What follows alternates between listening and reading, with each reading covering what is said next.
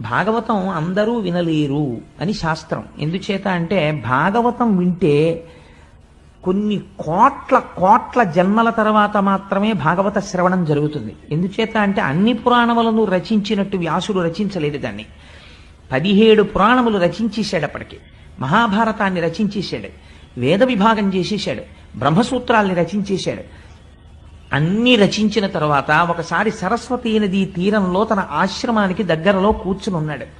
మనస్సంతా ఏదో నైరాశ్యం ఆవహించింది, ఏదో నిరాశ, ఏదో లోటు, తాను ఏదో తక్కువ చేశాననేటటువంటి భావన, ఎక్కడో ఏదో చెయ్యడంలో అసంపూర్తిగా మిగిలిపోయింది అని.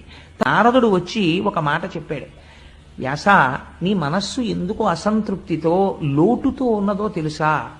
కృష్ణ భక్తుల యొక్క చరిత్రని, ఈ ప్రపంచమంతా ఎలా పరిఢవిల్లుతోందో, ఈ విశ్వము ఎలా సృష్టింపబడిందో, పంచభూతములు ఎలా వచ్చాయో, భగవంతుని యొక్క నిర్హేతుక కృపచేత ఆయన సృష్టికర్తయ్యి, స్థితికర్తయ్యి, ప్రళయకర్తయ్యి ఈ లోకాన్ని ఎలా పరిపాలన చేస్తున్నాడో నువ్వెక్కడా చెప్పలేదు. ఆ కారణం చేత నీ మనస్సులో ఎక్కడో చిన్న లోటు ఏర్పడింది. ఇది పూర్తి చేయడానికి నువ్వు భాగవత రచన చెయ్యి అని ప్రబోధం చేశాడు.